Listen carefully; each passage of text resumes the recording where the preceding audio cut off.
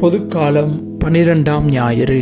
மறையுரை. இயேசுவிற்கு பிரியமானவர்களே, இன்றைய நற்செய்தியில் நாம் மார்க்குவின் நற்செய்தியை வாசிக்க கேட்டோம். நற்செய்தியாளர்கள் நால்வருமே இயேசு யார் என்ற கேள்விக்கு தங்களுடைய பதிலை நற்செய்தியில் தர முயலுகிறார்கள். அப்படி இயேசு யார் என்ற கேள்விக்கு நற்செய்தியாளர் மார்க்கு தருகின்ற பதில் அவர் இறைமகன் என்பதாகும். இதை நாம் மார்க் நற்செய்தியின் துவக்கத்திலிருந்து இறுதி வரையிலும் பார்க்க முடியும். அவர் இயேசு தன்னுடைய வாழ்வில் செய்த பல புதுமையான நிகழ்வுகளை அழுத்தம் கொடுத்து தெரிவிப்பதன் மூலம் அவரின் இறைத்தன்மையை நமக்கு வெளிப்படுத்தி இருக்கிறார். அது போன்ற ஒரு நிகழ்வை தான் நாம் இன்றைய நற்செய்தியிலும் வாசிக்க கேட்டோம். இன்றைய நற்செய்தியில் என்ன நடக்கிறது? இயேசுவும் அவருடைய சீடர்களும் படகில் ஏறி மறுக்கரைக்கு செல்கிறார்கள். அப்படி அவர்கள் செல்லும் வழியில் இயேசு படகின் பிற்பகுதியில் சென்று தலையணை வைத்து தூங்குகிறார். அப்போது ஒரு பெரும் புயல் அடிக்கிறது.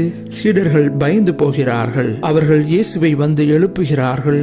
இயேசு எழுந்து புயலையும் காற்றையும் கடலின் கொந்தளிப்பையும் அடக்குகின்றார். பின்னர் இயேசு சீடர்களின் அவநம்பிக்கையை கண்டு அவர்களை கடிந்து கொள்கிறார். இதை கண்ட சீடர்கள், காற்றும் கடலும் இவருக்கு கீழ்ப்படுகின்றனவே, இவர் யாரோ என்று தங்களுக்குள் கேட்டுக்கொள்கிறார்கள். கடவுளால் மட்டுமே செய்ய முடியும் இந்த செயலை இயேசு செய்துவிட்டாரே, அப்படி என்றால் இவர் உண்மையிலேயே இறைமகன்தான் என்பதை அவர்கள் உணர்கிறார்கள். இந்த நற்செய்தியில் நாம் இயேசுவிற்கும் சீடர்களுக்கும் இடையிலான மிகவும் பெரிய வேறுபாட்டினை பார்க்க முடியும். சீடர்கள் புயலை கண்டு அச்சத்தில் மூழ்குகின்ற போது இயேசு எதை பற்றியும் கவலைப்படாமல் அச்சமில்லாமல் ஒரு குழந்தையைப் போல படகின் பின்புறம் தலையணை வைத்து தூங்கிக் கொண்டிருக்கின்றார். சீடர்களிடம் இருந்த அச்சம் ஏன் இயேசுவிற்கு இல்லை? காரணம், அவர் கடவுளின் மேல் வைத்திருந்த அசைக்க முடியாத நம்பிக்கைதான். இயேசு தன்னுடைய தந்தையோடு என்றுமே இணைந்திருந்தார். இயேசு ஒவ்வொரு நாளும் இறை தந்தையின் பிரசன்னத்தை தன் வாழ்வில் உணர்ந்தார். எனவே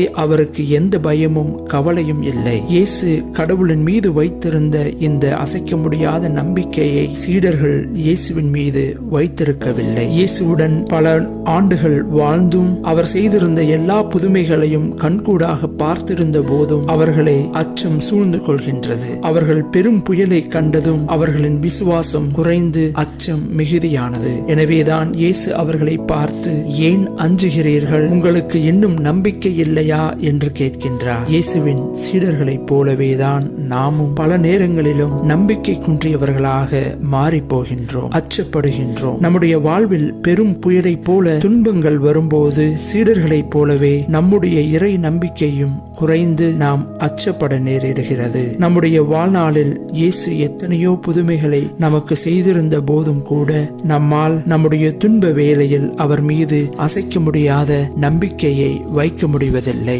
இப்படி நம்முடைய வாழ்வில் வருகின்ற சோதனைகளையும் துன்பங்களையும் நம்முடைய இறை நம்பிக்கையை இழக்க செய்யாமல் இருக்க நாம் என்ன செய்ய வேண்டும்? அதற்கு நாம் இயேசுவை போல கடவுளோடு இணைந்த ஒரு வாழ்வு வாழ வேண்டும். நாளுக்கு நாள் இறைவனின் பிரசன்னத்தை நம்முடைய வாழ்வில் உணர முயற்சி செய்ய வேண்டும். நாமும் இயேசுவை போலவே நம்முடைய ஜெப வாழ்வின் மூலம் கடவுளோடு இணைந்திருந்தோம் என்றால் நாமும் இயேசுவை போல எதற்கும் அஞ்சாமல் வாழலாம். கடவுளோடு இணைந்து வாழ்கிறவர்களை யாராலும் எதனாலும் பயமுறுத்த முடியாது. தங்களுடைய வாழ்வில் எவ்வளவு பெரிய துன்பங்களும் பிரச்சனைகளும் புயலை போல வந்தாலும் கடவுளின் உடனிருப்பை அவர்கள் உணர்வதால் எதை கண்டும் அவர்கள் அஞ்சாமல் நிதானமாக இருப்பார்கள். அவர்கள் எல்லாவற்றையும் இறைவனின் கையில் ஒப்படைத்து வாழ்வார்கள். நாமும் இதைத்தான் செய்ய வேண்டும். ஒருவேளை வாழ்வின் துன்பங்கள் நம்மை பயமுறுத்தினாலும் நாம் சீடர்களைப் போல இயேசுவிடம் ஓடி செல்ல வேண்டும். அவர் கண்டிப்பாக காற்றையும் கடலையும் அடக்கியது போல நம்முடைய வாழ்வில் நம்மை அச்சுறுத்தும் அனைத்தையும் நம்மிடமிருந்து அகற்றுவார். நமக்கு நம்பிக்கையையும் வலிமையையும் அளிப்பார். ஆமென்.